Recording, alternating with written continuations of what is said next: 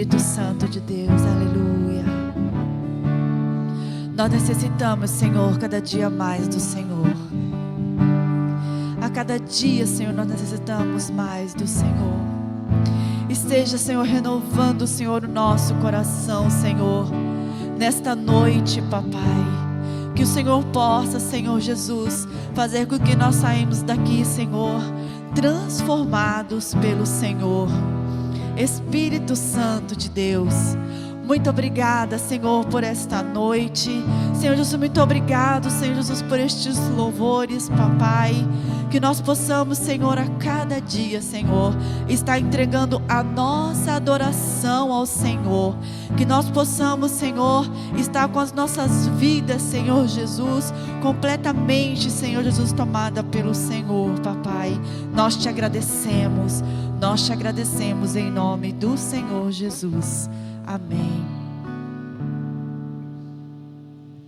Amém. Graça e paz, amados. Louvado seja o Senhor.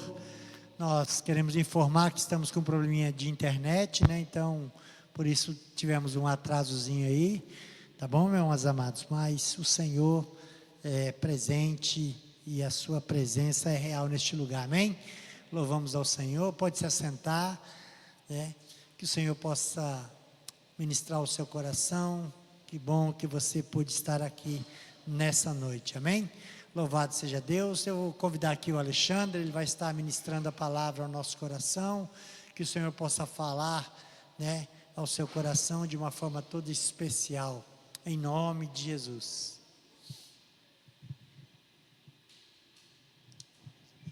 Amém. Amém. Graça e paz, pessoal. Nessa mesma pegada, vamos dizer assim, da renovação da mente, né, que o pastor falou domingo, de voltarmos ao primeiro amor, eu convido os irmãos a abrir a Bíblia em Romanos 12, no versículo 1. Vamos fazer uma oração para nós começarmos? Os irmãos podem ser assentados mesmo? Senhor Deus, nós nos colocamos diante do Senhor. Fala, Deus, nessa noite, por meio da Tua palavra, no nome de Jesus. Amém. Os irmãos encontraram? Se não, tem EBD domingo de manhã. Se não encontraram Romanos, domingo de manhã tem EBD, a gente consegue aprender lá a pegar. Coloca pra gente, por favor. Já está aqui, na RA. Diz bem assim: rogo-vos, pois, irmãos, pelas misericórdias de Deus, que apresenteis o vosso corpo como sacrifício vivo, santo e agradável a Deus, que é o vosso culto racional. E não vos conformeis com este século, mas transformai-vos pela renovação da vossa mente, para que experimenteis quais seja a boa, agradável e perfeita vontade de Deus. Fala conosco, Senhor, em nome de Jesus. Como a Fran já deu nas canções, e como na oração dela, ela falando isso sobre renovação da mente. Domingo o pastor falando, né, sobre nós renovarmos a mente, sobre nós voltarmos ao nosso primeiro amor. E quando ele tinha pedido para pregar, eu falei: pastor, o senhor quer que continue com esse tema? O senhor falou que vão ser pregações temáticas, né? Ele vai ter dentro de uma série de pregações. Ele falou: Alexandre, você está na liberdade. E eu tinha essa pregação pronta. Eu falei, comecei a estudar, mexi nela em algumas coisas. Falei: Senhor, é realmente do Senhor, né? Então, o culto racional. O que é o culto racional? A maravilhosa graça de Cristo. Meus irmãos, a carta de Paulo aos Romanos é considerada por muitos a maior obra-prima teológica já escrita. Durante 11 capítulos inteiros, o apóstolo Paulo desenvolve de forma brilhante as doutrinas da justificação pela fé, a santificação e a maravilhosa graça de Deus. Só que quando ele chega no capítulo 12, ali tem uma virada de chave. Ali ele muda o seu discurso. E Paulo, ele começa o capítulo 12 dizendo: rogo-vos, pois. Este rogo-vos aqui é um apelo, um chamado amoroso, desesperado, para que nós conhecêssemos a graça de Deus. E o pois é uma ponte entre aquilo que era teoria e agora nós devemos pôr em prática. Entre tudo aquilo que foi dito no capítulo 11 e aquilo que começa a ser dito no capítulo 12. Então está aqui, vamos sair da escola e nós vamos para o trabalho. Vamos sair da faculdade e vamos para o estágio. Antes era teoria. Ele está nos ensinando que toda doutrina tem o seu lado prático. A teologia não serve apenas para encher a nossa mente de conhecimento, mas para transformar as nossas ações. E quando que nós temos essas ações? No nosso dia a dia. Em casa, no trabalho, na escola, aqui na igreja. Como o próprio Senhor Jesus, Ele nos alertou lá em João 13:17. Se sabeis essas coisas, bem-aventurados sois, se as praticardes. A pessoa, o médico faz 10 anos, né, a faculdade de medicina, né? 12 anos, 10 anos. Aí chega lá, na hora de fazer uma cirurgia, eu não estudei isso. Ou, como as crianças falam muitas vezes, né? Faz tanto tempo que eu estudei isso. Aí ele abre lá o cidadão, estudei isso aqui no primeiro semestre, não lembro não. Adianta? Então, nós temos que pôr em prática aquilo que nós aprendemos. Com o sacrifício de si mesmo na cruz, Jesus tornou todo o sistema de sacrifício de animais obsoleto. Acabou, obsoleto, não precisa mais. Em Apocalipse 3:18, diz que Jesus é o Cordeiro que foi morto desde a fundação do mundo. Nós não precisamos mais de sangue de bodes ou de cordeiros para nos aproximar do altar. O véu do templo foi rasgado. Mas isso significa que não há mais sacrifício? De modo algum. De modo algum. Sempre há lugar para o culto prestado por corações obedientes. Sem obediência, não dá. Hoje, nós olharemos para o chamado de Paulo e compreenderemos as 3 dimensões de uma vida que se move da doutrina para a obediência prática. Vamos pôr a mão na massa. Primeiro, é a entrega total, o nosso oferecimento a Deus. Rogo-vos, pois, irmãos, pelas misericórdias de Deus, que apresentei o vosso corpo como sacrifício vivo, santo e agradável a Deus, que é o vosso culto racional. Pessoal, aqui Paulo usa a expressão apresenteis. Esta é exatamente a mesma palavra que ele utiliza em Romanos 6:13 e também 6:19. Mas lá ela é traduzida em oferecer. Ela é traduzida por oferecer. Apresenteis e depois oferecer. Apresentar, e oferecer. 2 verbos, mas da mesma palavra em grego. Quando ele nos exorta a não oferecer os nossos membros ao pecado, mas a oferecer-nos a Deus como vivos dentre os mortos. Eu estava lendo hoje para a Rose Obrigado. Nem ofereceis cada um os membros do seu corpo ao pecado, como instrumento de iniquidade, mas oferecei-vos a Deus como ressurretos dentre os mortos, e os vossos membros a Deus como instrumentos de justiça. Morte e vida. Ressurreto é vida, Você nasceu de novo. Nós saímos da morte para a vida, lá no dia do nosso batismo. Vocês lembram? Nós fomos colocados dentro da água como mortos e tirados como vivos. Vivos em Cristo. Morto não trabalha, Nós temos muito trabalho aqui na igreja. Temos trabalho tanto braçal como trabalho aqui dentro, de nos renovar. Mas o que significa apresentar ou oferecer o corpo como sacrifício? Estava comentando com a Rose, antes de vir para cá, o de Isaac, né? Isaac, o pai dele levou ele lá para o monte, vamos sacrificar. Sacrificar o quê? Ia ser Isaac. Ali foi um sacrifício vivo, irmãos, porque Deus proveu o cordeiro. Assim é conosco, Deus proveu o cordeiro. Nem eu nem você precisamos morrer fisicamente para termos a vida eterna. Nós morremos para o mundo, porque Cristo morreu a sua morte por nós. Um sacrifício vivo. O que é um sacrifício vivo? No Antigo Testamento, o animal era morto para ser oferecido. O cabritinho, o cordeiro, as rolinhas, o gado, sei lá, o bichinho tinha que morrer, coitado, né? Ele tinha que morrer. No Novo Testamento, quando Cristo é apresentado, quando Jesus Cristo é apresentado a nós, o nosso sacrifício consiste em viver diariamente para a glória de Deus. Quer comemos, quer bebamos, fazemos isso para a glória de Deus. O pentear do cabelo, trocar de roupa, essas coisas do cotidiano, do nosso dia a dia, tem que ser para a glória de Deus, nunca para a nossa glória. Claro, queremos vir para o culto, colocar uma roupa bonitinha, olhar no espelho, tá bonito, mas tem que ser para a glória de Deus.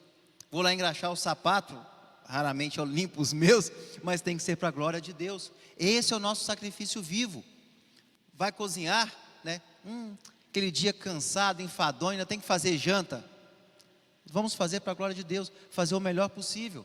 O marido vai fazer um churrasquinho domingo para a esposa, fazer da melhor forma possível, para a glória de Deus. Meus irmãos, eu ouvi isso uma vez e é verdade. A Bíblia do ímpio é a nossa vida. Ele não lê a Bíblia, ele não pega a Bíblia igual o seu Paulo, está com a Bíblia aberta ali e vai ler. Ele lê a nossa vida, né? Ele olha para o Paulinho, olha para o Cláudio, olha para mim e ele nos lê.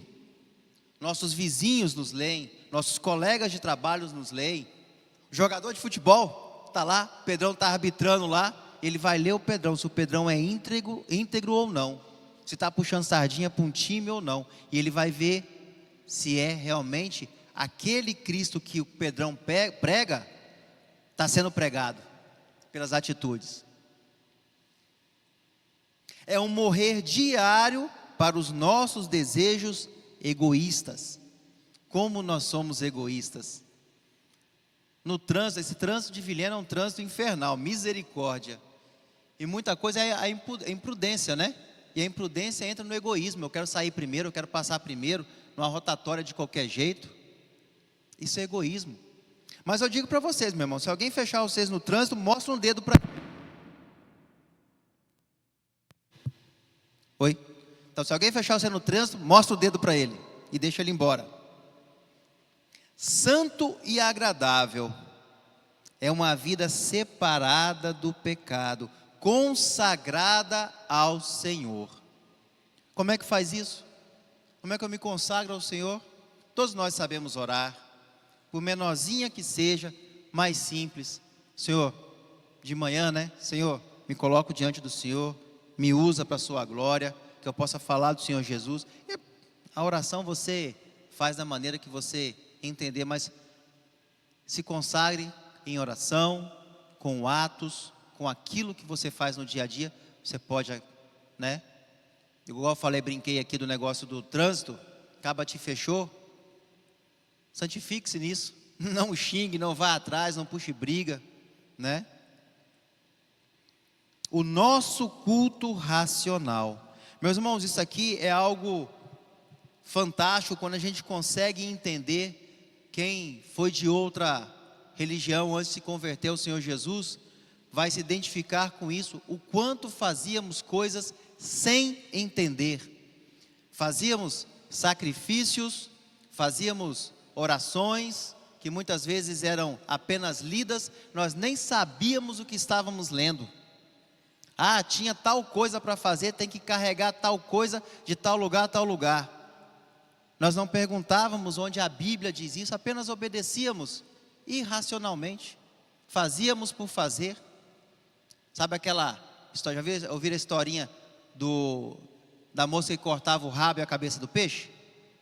Um dia, recém-casados, aquele casalzinho, o marido trouxe um peixe para casa e a esposa temperou, coisinha mais bonitinha, o peixe saiu de dentro do forno, mas sem cabeça e sem rabo. Aí o rapaz perguntou: meu amor, por que você fez assim? Gostando de comer uma bochecha de peixe? Porque eu aprendi assim com a minha mãe. Tá bom, vamos perguntar para sua mãe? Aí a cobra, ou a sogra, morava logo perto, foi lá e foram perguntar para ela por que ela fazia assim. Não, eu aprendi assim com a sua avó, ela fazia assim o peixe assado em casa. A bisa morava também perto, foram lá na casa da veinha, chegaram, foram conversar com ela, conversaram para não parecer que foram fazer só aquilo. Ela falou assim: vó, por que a senhora fazia o peixe assado sem cabeça e sem rabo? Vem cá, minha filha, vou te mostrar. Foi lá, pegou as coisinhas dela. Por causa do tamanho da minha forma, não cabia um peixe inteiro aqui dentro. Então, ela fazia aquilo porque aprendeu. Ela nunca questionou, nunca ninguém questionou. E a Bíblia é algo maravilhoso, meus irmãos. Deus fala: me provai, provai-me. Ele fala para provar nos dízimos, nas ofertas. Olha que maravilha, um Deus que diz isso para você: provai-me nisso, né? Não é algo para ser faça e pronto, não. O verdadeiro culto cristão não é uma experiência mística e racional, ou baseada em rituais vazios. É racional porque é a resposta lógica, consciente, inteligente de alguém que compreendeu a imensidão das misericórdias de Cristo. Acho que os meninos já fizeram aula comigo no EBD, acho que já ouviram falar isso, que nós batistas temos algo que eu acho maravilhoso: as mãos levantadas para o céu, mas os pés bem firmes no chão. Não é qualquer baboseira que fala que a gente engole, não, né? Devemos ser o mais bereanos possíveis, né? Antigamente, eu falo que antigamente me incomodava quando eu estava aqui, e aí a Bíblia fazia assim, ó, chap, chap, chap, chap, chap, para um lado. Hoje eu acho isso maravilhoso, porque se eu falar alguma besteira, alguém: olha, Alexandre, isso aqui não está certo não. Não me incomoda. Segundo, a resistência ao sistema desse mundo, o não conformismo, o não tomar forma deste mundo tenebroso. E não vos conformeis com este século. Aqui na Almeida Revista Atualizada, utiliza o termo não vos conformeis. Literalmente, não tomem a forma, não se coloquem dentro do mesmo molde. Como é que sai um gelo? Quando você põe na geladeira dentro da forminha? Desenho da forma, né? Isso é não tomar forma. Lembro quando eu era criança, quando eu ia na praia, papai comprava aquele baldinho, né? Com as forminhas de bichinho, de forma geométrica, a gente enchia de areia e depois tirava ali. Pronto, isso é tomar forma. Nós não podemos tomar a forma deste mundo, cada dia mais egoísta, humanista, sei lá, umbandista, iístas adoidado aí. Nós somos cristãos, nós somos regidos pela palavra de Deus, e o que ela fala, aqui nós vimos, ela é agradável. Então às vezes a gente vai ler, está com sono, leia um versículo, meu irmão, e medita nele enquanto você não dorme, melhor do que não ler nada. Então às vezes nesse um versículo vai falar com você mais do que o seu dia inteiro que você passou ali trabalhando, que você não só viu bobeiras aqui na rua. Não tomar forma. Paulo aqui está fazendo um alerta urgente. O sistema desse mundo decaído tenta a todo tempo nos pressionar para que pensemos, falemos e que nós também podemos agir como eles. Vai, Gabriel, pega só uma cervejinha aqui, só uma aqui que tem. Mas é isso que fala. Oh, por que você não dá carona para a mulher? Não, sou casado, por que eu vou dar mulher? Não, mas é sua amiga, o que tem? O nada a ver, né? Tem um demônio que chama nada a ver. Existem tantas coisas nesse dia a dia, no nosso dia a dia, que tenta que a gente haja como o mundo. Todos os dias somos bombardeados. E eu acredito que muito mais os jovens, que ainda estão à mente em formação, que estão ainda aprendendo. Muitas vezes, para não ficar fora da turminha, é difícil falar um não. Mas Paulo, ele fala para renovarmos a nossa mente. Isso tem que ser diário, todos os dias, independente da idade, né? Independente da idade. Mesmo morando nesse mundo, nós devemos viver como herdeiros do reino de Deus, do mundo vindouro a partir de Cristo. Nós pertencemos a outra pátria. Outro dia eu falei que nós somos ETs, né? Não pertencemos a este mundo, pertencemos aos céus, então somos extraterrestres. Nós não podemos permitir. Hoje existe um negócio chamado relativismo moral. Ser honesto, às vezes é feio, né? Achou um dinheiro, já pisa ali, olha para um lado, tiver que ficar meia hora ali esperando ali, você vai ficar ali. E é isso que querem que nós façamos. Ah não, você tem que namorar umas 30 meninas antes de você casar com 45 anos. Isso é o mundo, é o relativismo moral. A busca desenfreada pelo prazer. Aí volto para os jovens. Vocês sabiam que o tal dos rios, aqueles videozinhos curtos, causam uma adrenalina muito forte no cérebro? Podem pesquisar isso, fazer igual o Bereano, né? Podem pesquisar. Solta endorfinas, esses hormônios do prazer, eles soltam muito quando você vê esses videozinhos que vai um atrás do outro. Por isso que ele é desenhado, ele te dá momentos de prazer, de relaxamento, de melhora naquele pequeno momento. Só que assim como qualquer droga, amanhã 10 rios desses não vão fazer efeito. Passa-se para 12, 15, mais alguns dias, quando você vê, você está lá, só assim, nem termina de ver aquilo, nem sabe exatamente o que aquilo significa. Você já vai só passando. Podem pesquisar. Foi desenhado para isso, para você ficar mais tempo diante do celular. Quanto mais tempo você fica, mais propaganda você assiste, e a Meta ganha mais dinheiro. Zuckerberg fica mais rico. O egoísmo e a soberba deste século moldam o nosso caráter. O nosso não, tentam moldar o nosso caráter. O cidadão do reino de Deus vive na contramão da cultura decaída. Logo que eu me converti, eu recebi um título de retrógrado. Eu queria ter um diploma de retrógrado na parede lá de casa. Um rapaz que era muito amigo nosso, eu já contei isso aqui. Fui na igreja por culpa dele, porque ele não queria ir sozinho. E glória a Deus, nunca mais saí. E ele se desviou, foi até preso.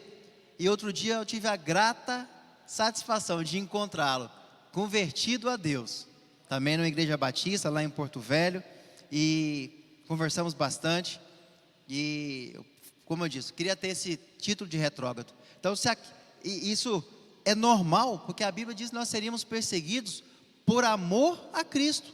O amor de Cristo faríamos que nós seríamos perseguidos. E aqui no Brasil, meus irmãos, é tão fácil.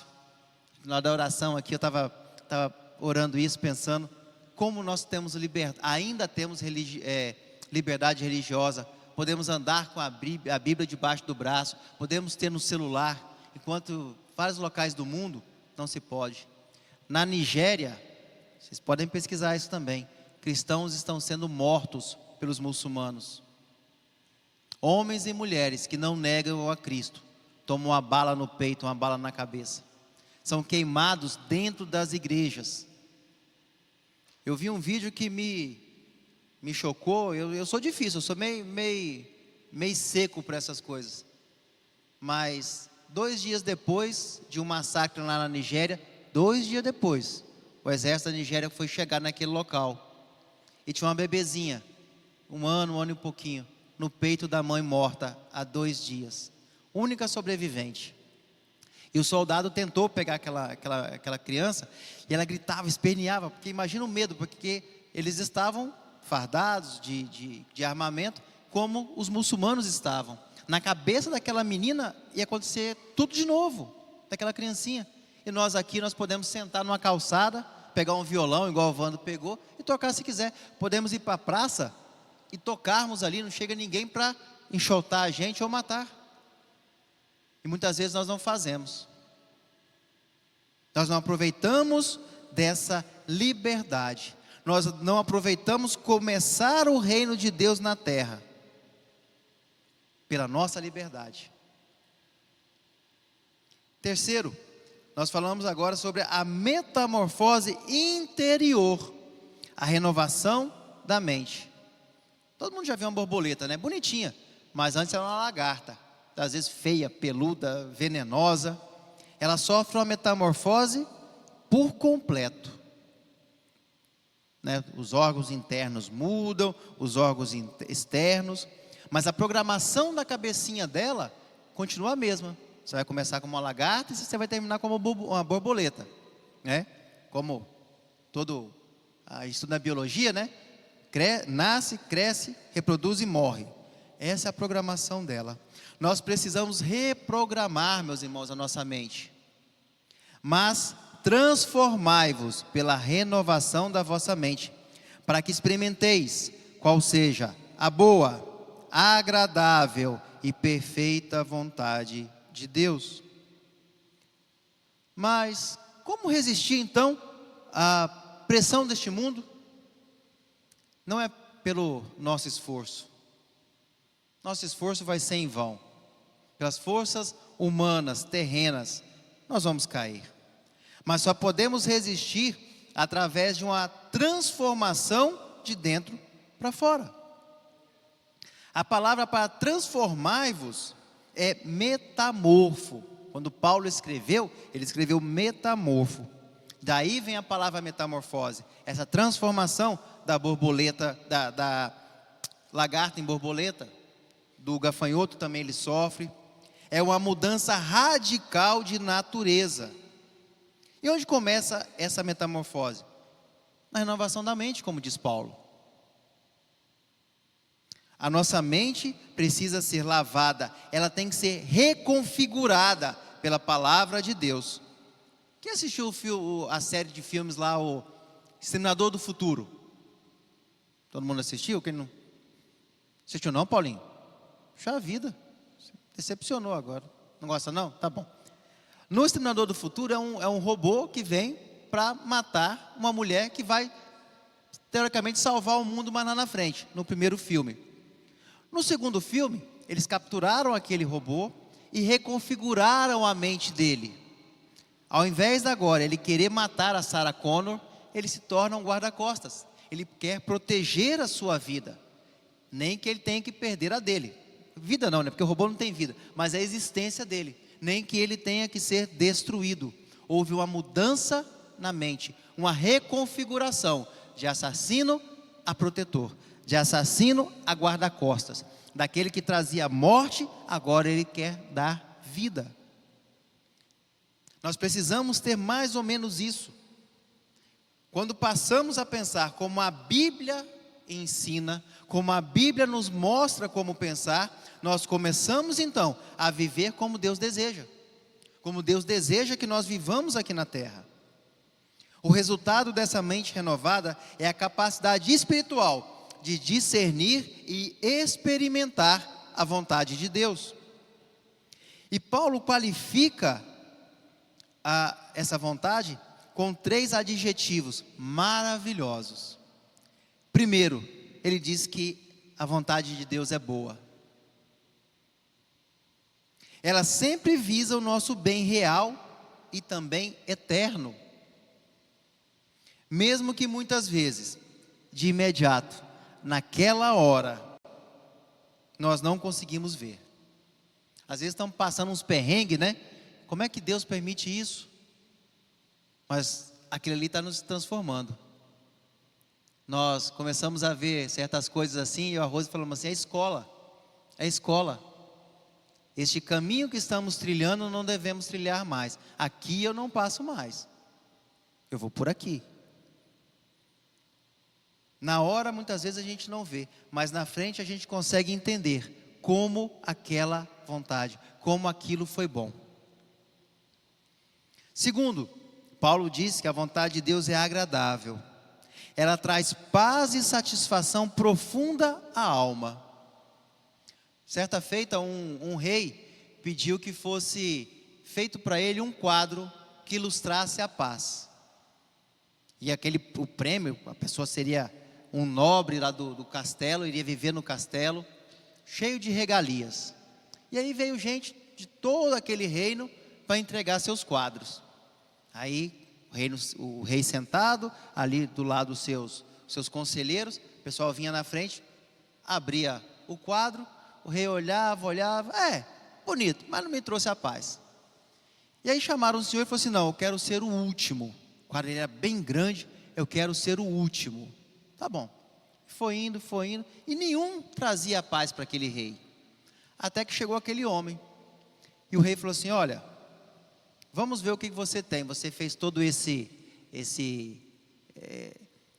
suspense, né? Todo esse mistério. Deixa eu ver o seu quadro. E ele abriu. Aquele homem tinha pintado uma tempestade, árvores caídas, o vilarejo que era ali perto do castelo, todo destruído, sem telhado, as outras árvores deitadas. E o rei falou assim: você vai morrer por causa disso. Você me afrontou. Ele falou: não, senhor, o senhor não está vendo direito. Aí o rei ficou mais doido ainda, né?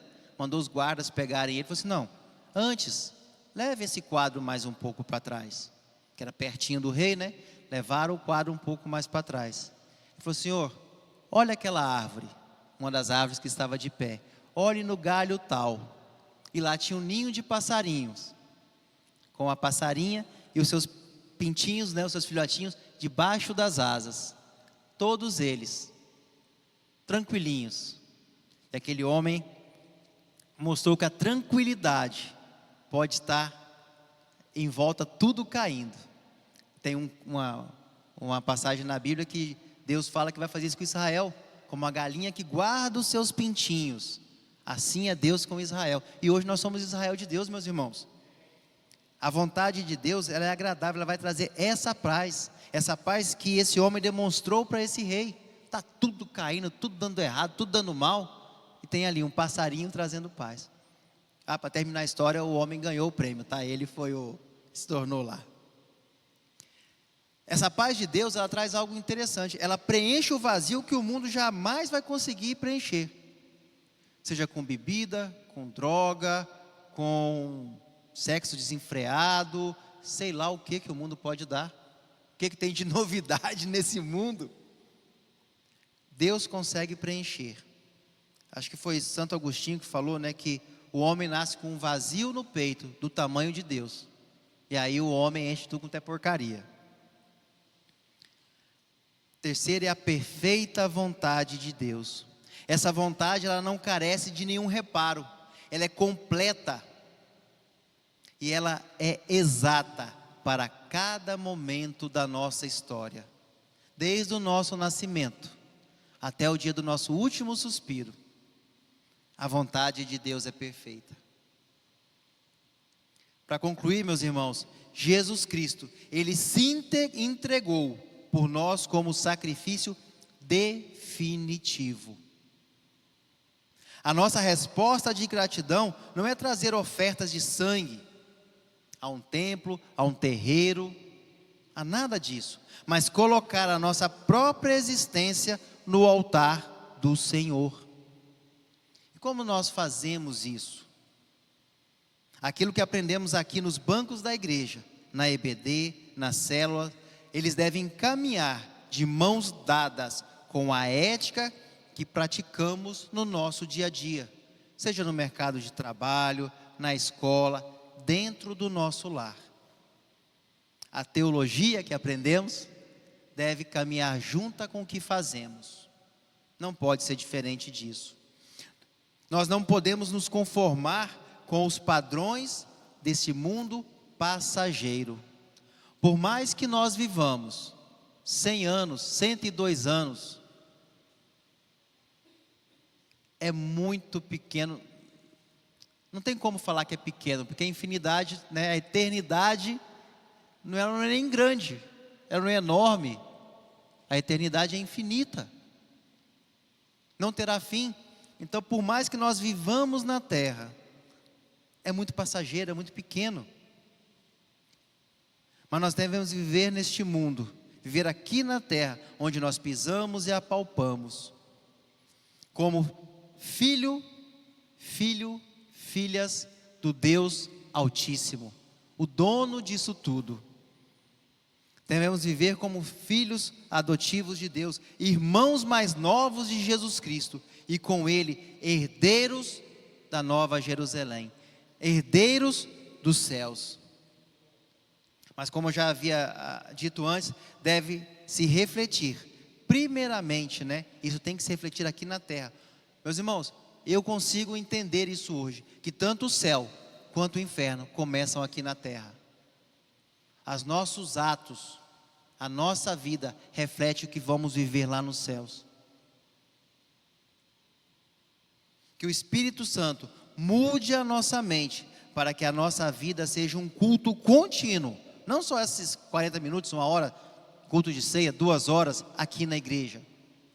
Não só como na célula lá com seu tempo, mas um culto contínuo, santo e inteiramente agradável a nosso Deus.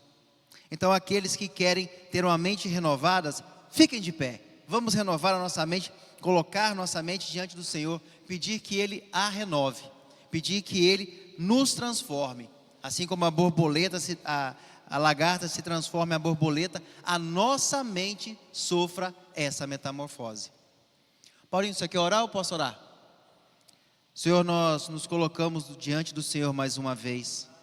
Pedimos que o Senhor nos transforme, ó Deus, transforme a nossa mente, que nós possamos refletir, ó Deus, a Tua glória, que nós possamos ser boca do Senhor, que nós possamos ser os Seus pés aqui na terra, Senhor, em nome de Jesus. Sabemos, ó Deus, que na hora que nós nos dispomos a fazer alguma coisa, nós trazemos uma responsabilidade para cima de nós.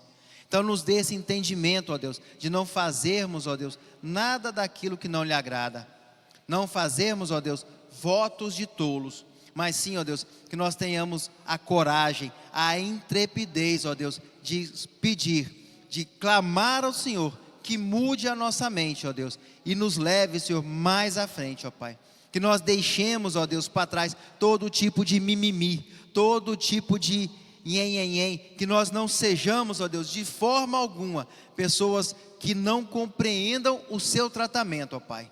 Isso nós te pedimos, mas colocamos diante do Senhor também, ó Deus. Renova nossas forças, que nós possamos voar mais alto, que nós possamos correr mais longe, que nós possamos ter mais força, ó Deus, seja física, intelectual e também espiritual. Isso nós te pedimos e já te agradecemos, ó Deus, na certeza que o Senhor fará, no nome santo de Jesus e na força do Espírito Santo. Amém. Amém. Mentes renovadas? Então vamos para casa dessa forma, em nome de Jesus.